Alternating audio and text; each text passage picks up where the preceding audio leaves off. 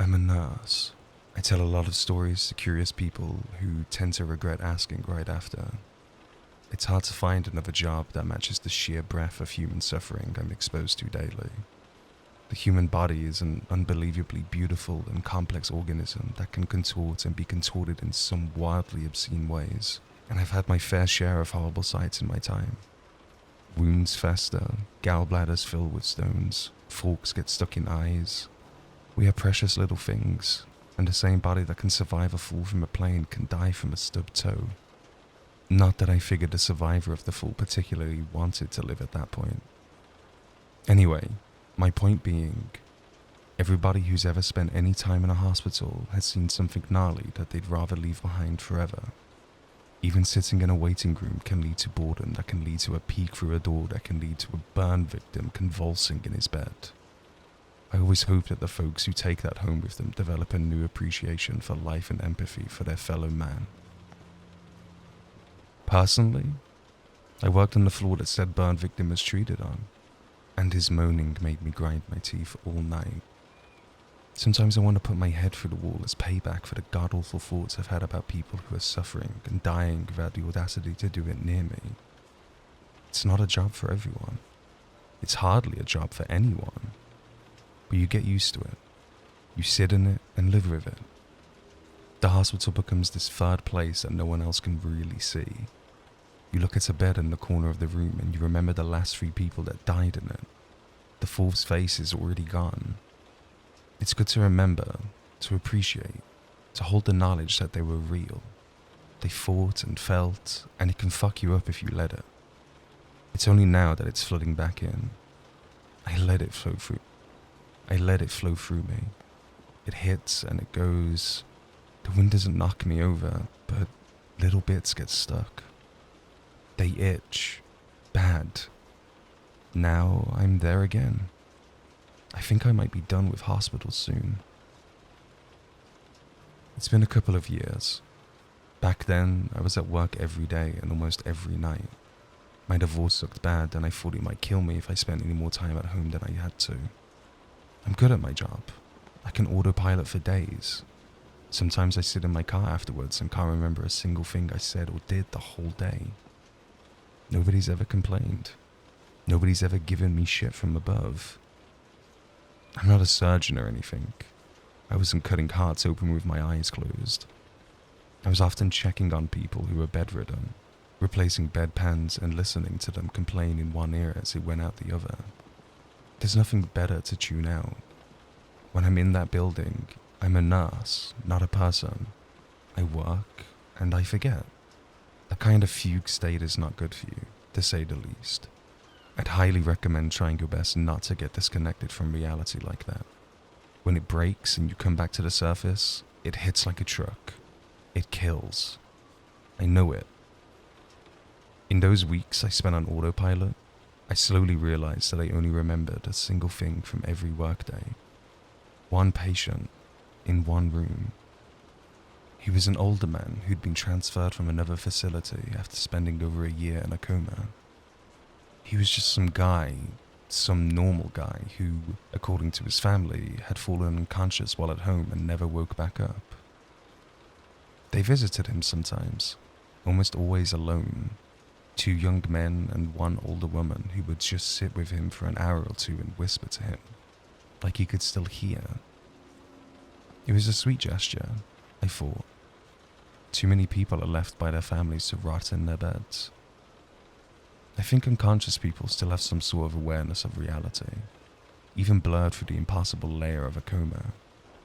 They were always leaving when I came in, sparing me a glance or 2 before hurrying away. One of the young men always had a certain angry tiredness to him, the circles under his eyes making his frown sharper. He always spent the least time visiting and held himself with a certain rigidity, hands always in his pockets. I was curious, somehow, wondering who they were to him, and, stranger, wondering why I cared at all. At the end of every day, I could only vividly remember being in his room, seeing him with his eyes closed, watching those people whisper and stand and leave. I didn't care about anything else, but I always remembered that, and only in retrospect. It started to keep me up. I worried my mind was making choices for me. It was always the same. I'd walk into his room, he was laying there on his back, still, eyes closed. His hands are always clasped over his chest, right over left, and his body was totally straight. I know some people find that creepy, like a corpse in a casket, but I sleep like that too, so it never bothered me. He just seemed so restful. I don't know what it's like to be in a coma, but looking at him, I always had a twinge of jealousy.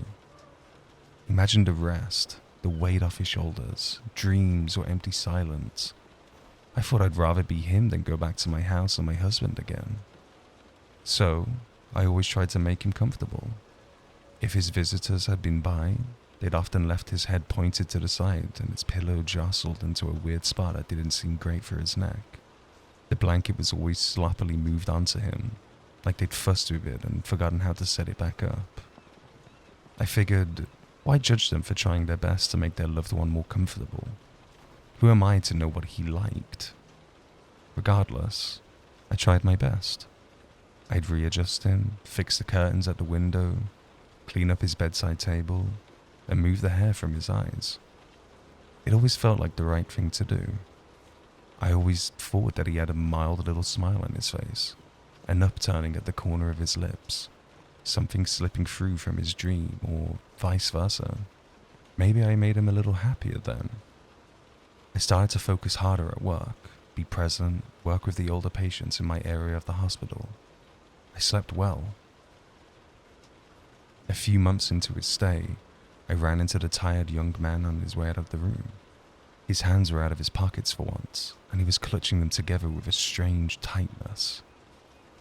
He was grimacing and breathing heavily. I felt my heart jump. I don't know what it was.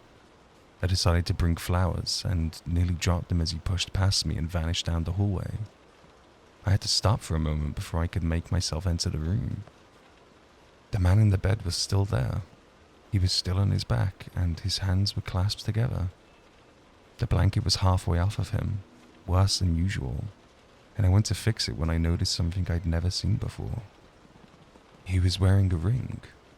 On his right hand, middle finger, he had what looked like a typical wedding band. I couldn't figure out if it had been there before, if I'd just glossed over it every time, if I was just put off by his visitor's behavior. It's not really permitted for long-term coma patients to have any jewelry or accessory like that. Who'd have let that slip by for this long? It had to have just been put on him. I wondered if the young man had found his wedding ring and snuck it back to him, which struck me as surprisingly sweet. Though I hadn't heard anything about him being married, and none of the visitors identified themselves as or acted anything like a spouse that I could tell, like I'd know. But there it was, plain and simple, on his finger. I went to remove it and had it halfway up his finger when I second-guessed myself and let him keep it. I guess it just felt wrong to rob him of it. After all the time he'd spent alone and unconscious, I let him keep it. I think about that a lot. It was the next day when everything started. I came in, fixed him up, and was drawing the curtains when he began to groan. It was a low, long, pitiful kind of noise, like a wounded man bleeding out on the floor, alone. It lasted for so long. I immediately looked for any sign of injury or motion, but he still just lay there, mouth hanging open, groaning. It pissed me off. I don't know why. I hate to admit it, but it pissed me off. Something about the sound just got under my skin in the worst way. I wanted to hit him across the face. I held it in. Some of my co-workers came to investigate, immediately complaining of the sound. We all had this vague frustration with the poor man. They moved him to check for injuries, and despite my insistence that I already had, jostling him roughly as they flipped him over and looked at his back, there was nothing, of course. He stopped groaning after a few minutes, but it was enough to set us all on edge for the rest of the day.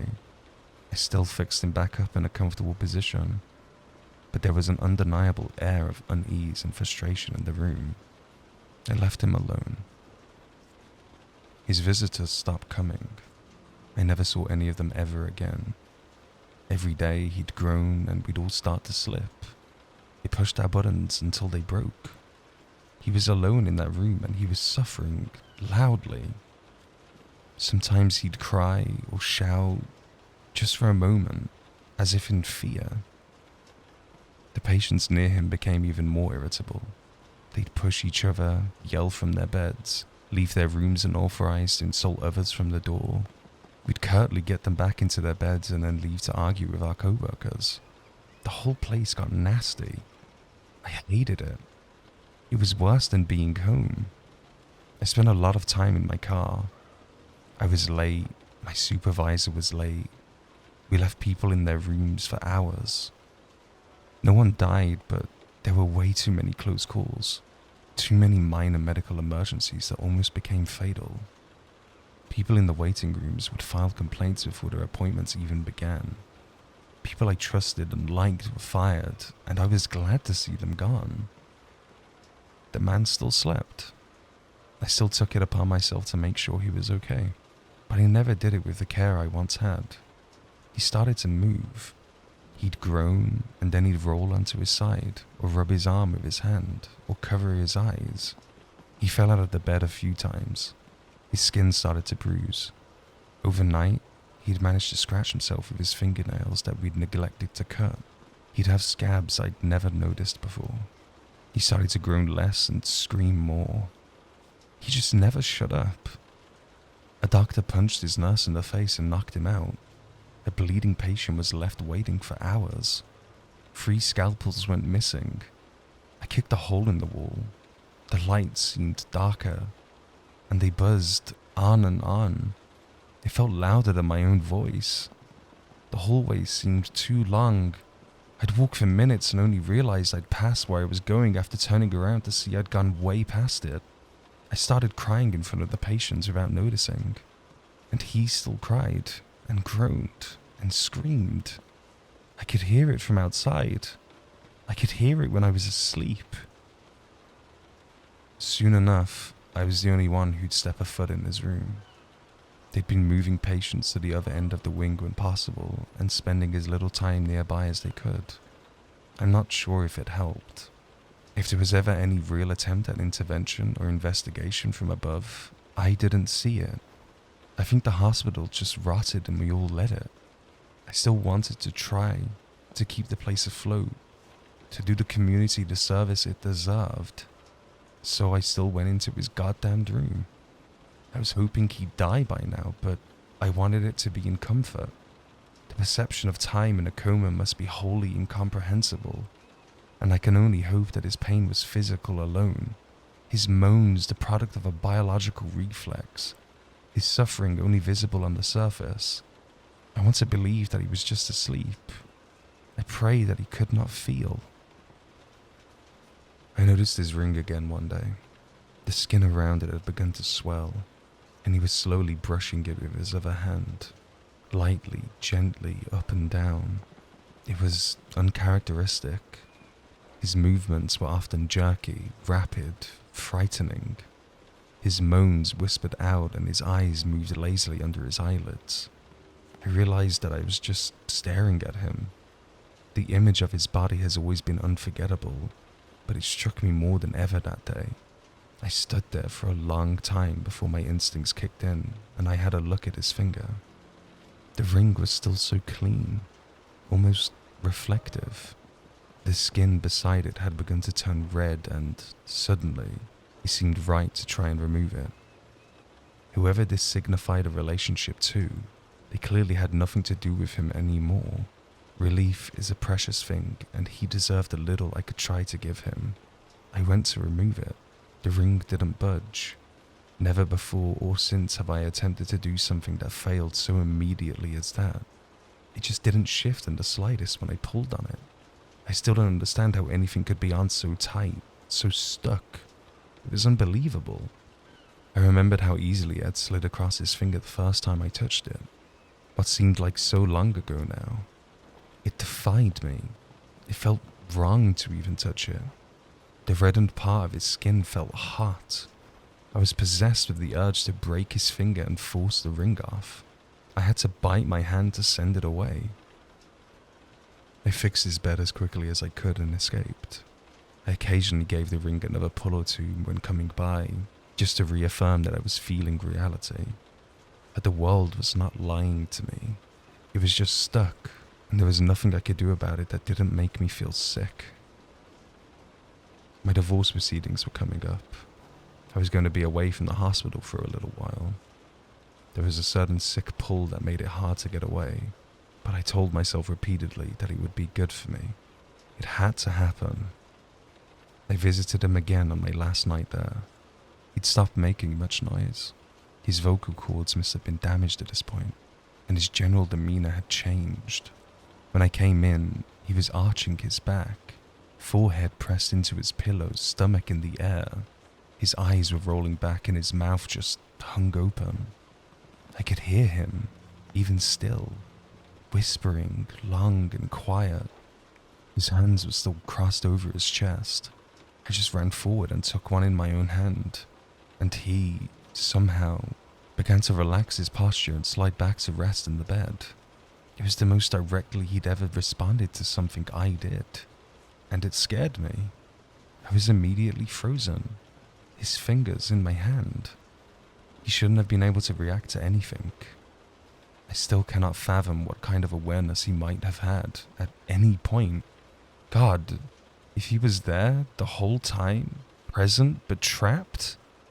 I stayed with him for longer than I should have, half terrified to leave and half moved to comfort him. He still made me so angry sometimes. The false rage that puts holes in walls. But that night, I could not find anger in me. I pulled. I breathed past the icy fear and I pulled on his ring. My fingertips burned from the strain. The arching red marks left on them lasted for days. I grabbed his wrist with my other hand. I pulled. I put my foot against the bed. I pulled. I bit into my lip. My fingers slipped and dropped hard against the floor. My hands were empty. It was pointless. He looked at me through his closed eyes.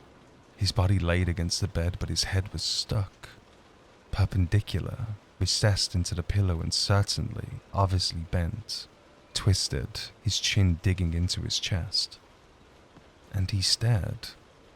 His eyelids couldn't hide that he was looking for something in the dark. The rest of his body was so still. Imagine the urge to right yourself as your neck cramps, your jaw tightens, and you can't even move your fingers.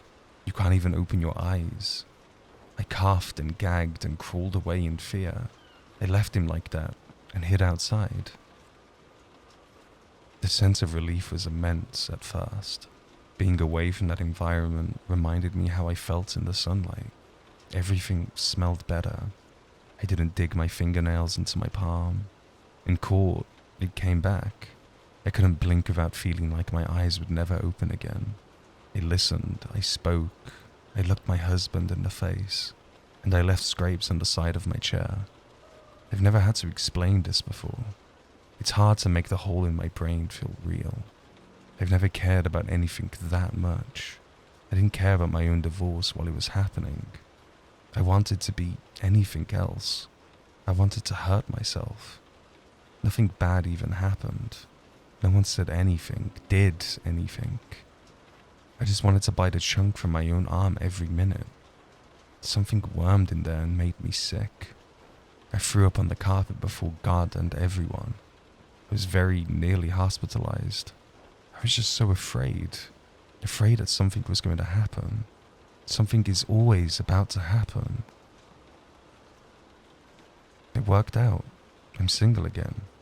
My ex-husband got a lot of things in the split. It's not the worst time anyone has had in a courtroom. Everything real seemed so small. I hit my head against the wall a few times and went back to work. The lights weren't on when I pulled into the parking lot outside the hospital. It was already late. The rest of the building was lit up as usual, but my wing was dark. A pit formed in my stomach as I sat there, craning my neck to see through the windows, squinting, thinking. It We were all professionals. It should never have been able to get this bad. For us all to slip? I still don't get it. The window went back into forever. Something far behind it was lit. A tiny light spilling from behind a cracked door. Something moved in front of it. I swallowed the fear and bit my lip. I still had to go to work. I had to turn the lights back on. A few people were moving in the parking lot, coming in and out, being pushed in wheelchairs and hurrying to appointments.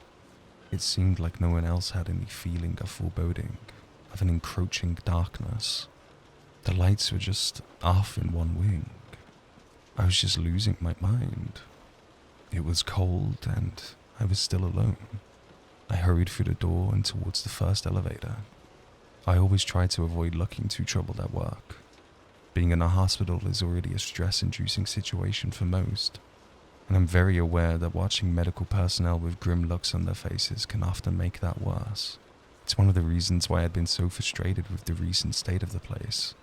When we were all on edge, so were the patients, and I'll always hate that they suffered for our problems.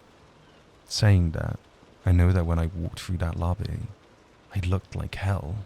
The people waiting nearby later cited seeing me as their first indication that something terrible had happened. How they hadn't noticed anything before, I can't tell. When those elevator doors opened, I pushed harshly past two elderly women who were exiting. One turned back, and whatever she saw on my face nearly knocked her over. I hit the button 1,000 times before the door closed. The elevator crawled upwards and I stood, clenching my fists, centering. The fog in my head was too strong. I lost track of too much then. I'd been in this elevator hundreds of times before. I'd left my mind empty as I autopiloted into work. I'd never noticed how quiet it was. Everything slipped through the cracks and into the shaft. My heartbeat was loudest. I went up. A distant sound descended upon me. Constant, so high-pitched I barely noticed it, growing in strength with every inch I went up. It was no human voice, no pained moans, no cries of fear. It was artificial, electronic, long and piercing and high, overwhelming. It pressed me into the floor of the elevator, and it grew. There were more behind it, pushing through, together, harmonizing. Something on my floor was singing, in my head. In my head. I put my palms in the doors and felt the cold. The doors opened and the song broke. The metal slipped from under my hands and I toppled out into the noise, into the darkness of my workplace. The melody was gone. Now it was only sharp. It pierced me as I crawled out of the elevator, and only then, only when I looked up and around, did I realize what I'd been hearing. The heart monitors. The heart monitors in every room were screaming in the dark. Almost everyone in the bed on this floor had stopped breathing. Their hearts had stopped pumping while I wasn't there. The one time that I wasn't there, they wouldn't let me forget. Not while their monitors could scream. It was still dark. I pulled myself up by the receptionist counter and looked with the lights of the equipment and the little moonlight coming through the windows. And there was something in my head. The corners of my mind were folding in before I could take anything in. My hands were slipping. My eyes were drifting, closing.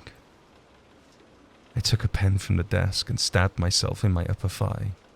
It broke the spell for a brief moment, long enough for me to stay on my feet and look around. Glancing over a floor covered in strewn papers, pencils, medical utensils, shattered potted plants, glimmering pieces of broken glass, a leg. Someone was there, face against the ground. I stabbed myself again. Something hot ran down my leg. I looked behind the counter I balanced on. Someone was there too, and someone else.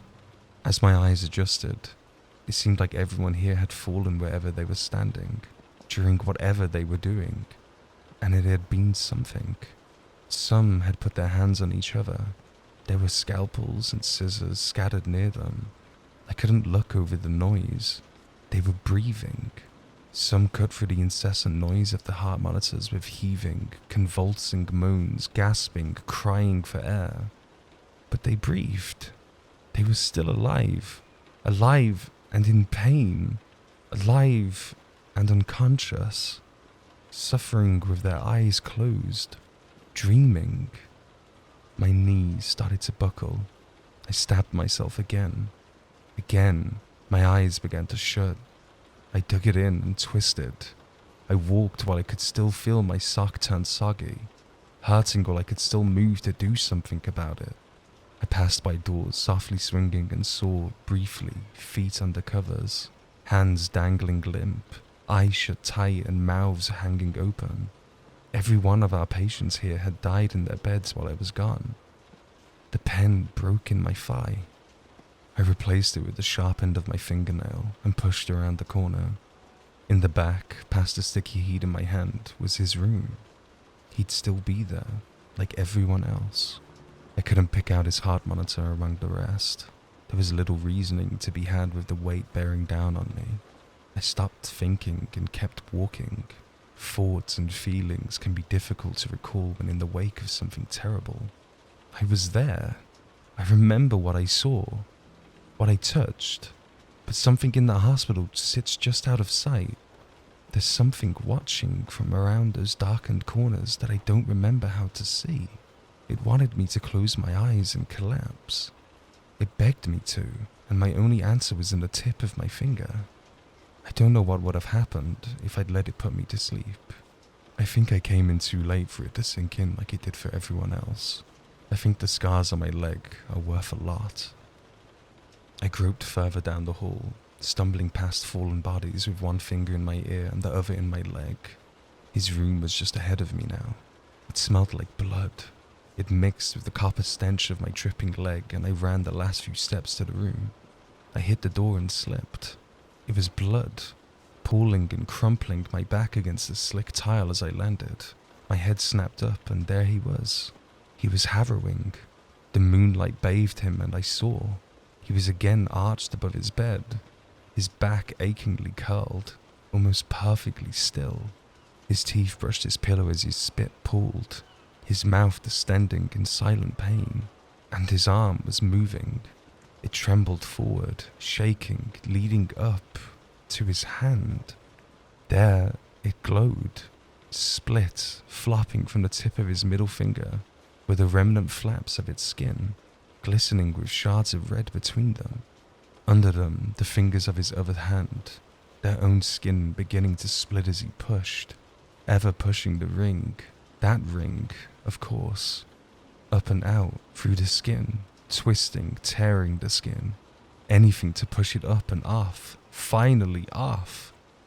He moved and he bled profusely, unbearably, but he moved in his unconsciousness, to make something happen, to fight back. I ran my hands over the bloody floor as he slowly pushed, decoupling the skin from flesh, working it forward and through. The ring was bright as it carved. There must be something, there must have been something that I couldn't see about the ring, something I couldn't understand. It bit at me, and I lunged against his soaking bed, throwing him against the wall, undoing his petrified arch, snapping his body limp as I wrestled with his gushing hands. The ring was dangling now, a centimeter of flesh and bone remaining in contact with it, sticking to the pink flaps of flesh now drooping over the tip. I gave it the extra pull. I tore away the skin and took my teeth to it. I tasted sickly metal, and only then did it come loose. The sudden release put me on my back again, and I writhed with the seconds of thought I had left. I twisted the scraps of flesh between my teeth, the weight pressing in again, so strong, and I watched the ring spin red against the tile as I left, at last. I know his eyes never opened. I was so afraid of what I would see when mine closed. I guess my worst thing isn't much in the end. Anyone who spends enough time in a hospital has seen flesh tear and blood spill. Really, it was him. It was what he saw. I saw something awful. He bore witness. He knew what I could only feel. There's not much left. We woke up. He was dead. Incredibly so. Whatever he saw has no hold over him any longer. I have to dream. The ring was long gone when I came to in my own hospital bed. We were all reeling, some in ways that they could never truly make peace with. They all saw something, and they all forgot enough pieces of it to live. Many diagnosed instances of brain damage came from that day, but we lived, and we all had questions. There had been a tragic accident. Certain gases had been building up in the air, affecting our emotional regulation, that led to a sudden, spontaneous bodily reaction that knocked most of us out and killed many of our aging, weakened patients. It was a beautiful answer to square away what lingered. An excuse. I couldn't look at my co-workers much after. I always saw how we had been at each other before, and it pushed me away from the hospital for good. I wanted to believe with them. I want the presence I felt with that pen in my hand and those heart monitors singing to be just a gas in my head. But it's there, right where I don't remember how to see it. Sleep doesn't comfort like it used to. Now, when I begin to dream, I dig into my leg until I wake. And then I wonder. I wonder if it'll be back when I close my eyes. If a stranger will visit me while I sleep. If I'll ever wake to feel something tight and warm on my finger. If I'll ever wake at all.